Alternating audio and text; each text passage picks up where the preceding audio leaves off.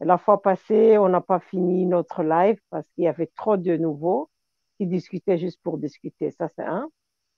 La deuxième fois, ce qu'on est en train de lire aujourd'hui, c'est très, très, très important. On n'est pas là pour salir l'islam et les Arabes. C'est Mais les faits. l'islam se salit tout seul, hein. Il n'y a qu'à Exact, lire. c'est les faits. C'est les faits. Nous, C'est les les faits, c'est tout. fétiches, on fait les faits. Et on n'invente rien, on ne crée rien, c'est les faits. Et la preuve, c'est qu'aujourd'hui, quand tu vas dans les pays arabes, Maroc, Irak, Libye, Tunisie, là où les Noirs essaient de venir en Europe, regarde déjà comment on les traite. C'est Ça, ça. ça, c'est un. Et c'est normal. Même tous en Arabie Saoudite, tout ce qui se passe aujourd'hui, les pots pourris, comment on dit, porte-à-porte, je ne sais pas comment on a dit qu'ils est sorti il n'y a pas longtemps. Mhm. Et les Arabes se font plaisir à humilier les Noirs jusqu'à aujourd'hui. Ouais, Il y a après, ils vont prier Allah à la mosquée. exactement. Hein. Bon, D'abord, voilà, c'est tout. on ne peut pas marier, et, par exemple, un homme arabe ne peut pas marier une noire, est très fier de cette femme noire. Mais on peut faire des enfants, on les laisse tomber et puis on va marier chez eux. Dans tous les pays, il y a comment on dit, des Libanais, ce sont des musulmans. Et ils prennent tout, mais ils vont au pays amener des femmes noires, des femmes libanaises ou arabes, marocaines. Dans nos pays, il n'y a pas de couple mixte dans nos pays noirs. Avec on a des Arabes qui se marient entre eux alors qu'ils sont nés dans nos pays. Ils font tout dans nos pays. Ils gagnent leur argent dans nos pays, mais ils se marient jamais. Oui, mais ça, c'est, on va pas s'en Non, non, plaindre. non, fétiche, ça Et fait tant mieux. partie. Non, ça fait partie. C'est-à-dire qu'ils ne peuvent pas entrer, malgré qu'ils sont chez nous, malgré qu'ils sont entrés dans nos cultures, dans notre vie, ils restent toujours, ils nous dénigrent toujours malgré tout. Non, alors, je vais répondre à une Algérienne sur TikTok. On Mhm. sera jamais tes frères, Nadia, machin. Jamais de la vie. Jamais de la vie. De la même manière que un juif ne dira jamais à un nazi qu'il est son frère. Jamais de la vie, on sera vos frères. Pour ce Voilà. que tes ancêtres ont fait à nos ancêtres, jamais de la vie. Ça, faut, voilà. Par contre, on viendra pas nous chercher vos enfants, d'accord, pour aller les émasculer. Hein, ok. Maintenant, on ne Donc, peut faut pas faire arrêter ça. le délire. Il y aura jamais aucune fraternité parce que nous n'oublierons pas ce que nos ancêtres ont fait. Jamais. Mais pas d'agression, évidemment. C'est pas notre délire. Mais Mais nous, qu'on on ne n'est pas vienne pas nous agressifs. dire qu'on est des frères. Je suis désolé, t'es frère de quoi? On est Mais non, frères comment là? Comment on est frères? mais fétiche, même pas ça, nous, on n'est pas agressifs. Même plus tard, on ne va pas se venger. Le monde entier est contre le peuple noir. Je ne Donc, sais, il y a une chose que Bandakani a dit dernièrement, il a dit, tout le monde est contre le peuple noir, c'est-à-dire qu'ils savent ce que nous sommes. Ils savent, le monde a commencé par nous, mais on essaie de nous faire oublier qui nous sommes. C'est pour cela que c'est le seul noir qui ne sait pas qui il est. bon, Et, Otep le monde, il faut que je d'accord, reprenne la lecture. Quand vous d'accord, venez sur vas-y. le panel, sur TikTok, faut couper vos micros, vous descendez tout de suite. Je vais Mhm. relire la page 9, d'accord? L'opinion assez généralement répandue en Europe que les pères et mères noirs ou les parents noirs vendent leurs enfants au marché au plus offrant est absolument fausse. C'est marqué là, d'accord? C'est marqué là. C'est marqué là. Donc vous voyez bien que des noirs qui vendaient des noirs, non, non, non, jamais. Ça, c'est l'argument des musulmans, ça. Hein. Par contre, les musulmans ne vous diront pas qu'au Caire, on castrait, l'auteur dit, entre 100 et 200 personnes par an. Et des enfants qui avaient entre 8 et 10 ans. Et moi, j'aimerais bien, moi, d'accord, que les musulmans viennent nous dire à quel moment nos ancêtres allaient chercher des gamins musulmans arabes entre 8 et 10 ans pour les castrer et les vendre sur les marchés. On va être frères de quoi? Vous êtes malade ou quoi?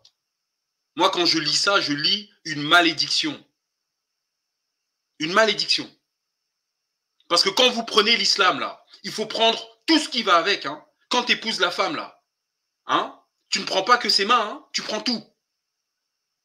Ses qualités, ses défauts, la totale. Donc, il faut tout prendre.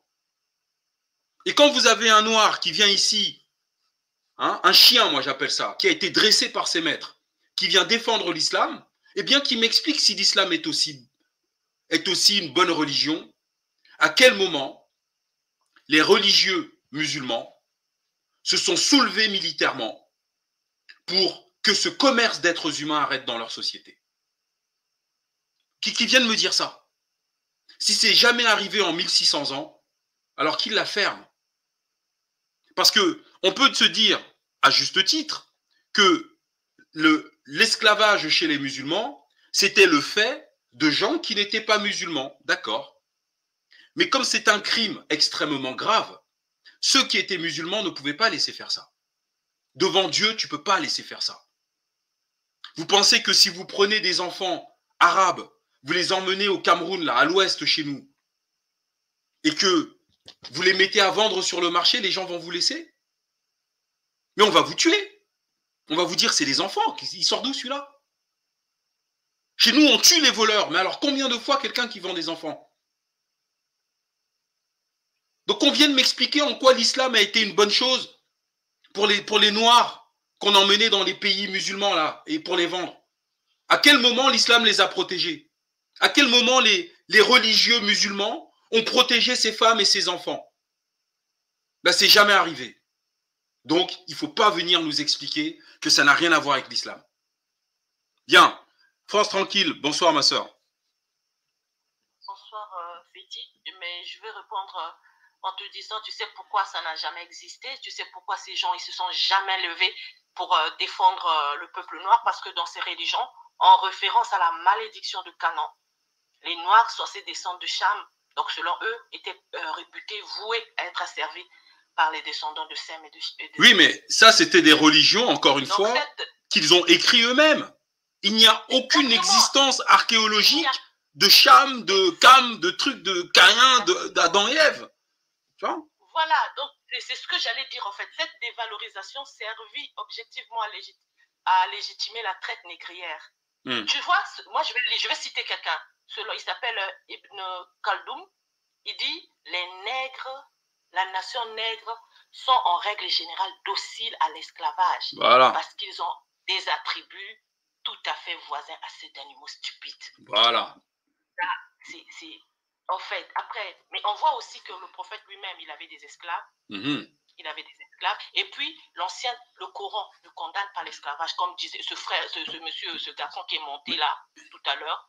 Le Coran ne condamne pas l'esclavage. Mais on sait que le Coran... Il y a cette discrimination entre les humains comme conforme. Mais si le Coran condamnait l'esclavage, d'accord, il y aurait eu des guerres civiles au sein des sociétés musulmanes. D'une partie, ceux qui veulent l'application du Coran, qui condamnent la vente d'êtres humains, et de l'autre côté, ceux qui veulent faire le trafic. Mais il n'y a jamais eu ces guerres civiles dans les sociétés musulmanes. Donc ça montre bien que ce que fait le sultan du Caire, là, est approuvé par la spiritualité musulmane. Vas-y, ma sœur. Tu vois, en se convertissant à l'islam, tu vois, les gens qui viennent là, souvent ceux qui viennent monter là, défendre l'islam, ce sont des convertis en fait. En se convertissant à l'islam, l'esclave augmentait ses chances. C'est les nouveaux chiens. Voilà. C'est ce que j'ai dit tout à l'heure. C'est-à-dire que... Voilà, le Coran proscrit qu'un musulman soit esclave. Et cite en exemple le cas des premiers convertis. Oui. Donc Bilal, il parle souvent de Bilal. Non, voilà. Bilal, ça n'a rien à voir. Bilal, attends. Voilà, ça n'a rien à voir. Mais c'est ça. Mais on s'en fout de Bilal. Attends, mais Bilal, qu'est-ce qu'on en a tapé de Bilal, quoi? Je lui parle de mon grand-père, moi. Exactement. Bilal, c'est qui pour qui? Moi, je vais terminer en disant ceci. Je vais terminer en disant, c'est pas parce que quelque chose se fait que ça doit être normal. Ce n'est pas normal, mon frère Fétiche. Il faut qu'on en parle tous les jours. Parce que ce que toi tu fais, tu es la voix des sans-voix. Tu sais, il y a des musulmans noirs en Mauritanie, on en a parlé, une femme qui a parlé. Et jusqu'à aujourd'hui, il y en a peut-être qui ne vivent pas là-bas. Ils sont dans le déni, mais ça existe. Mais ma sœur, la souveraineté... On n'ouvrira pas les yeux à ces gens-là. Attends. La souveraineté des États... La souveraineté des États africains mettra un terme à toutes ces saloperies en Mauritanie et même à l'islam en Afrique. La souveraineté des États, l'islam n'est pas une difficulté pour l'Afrique.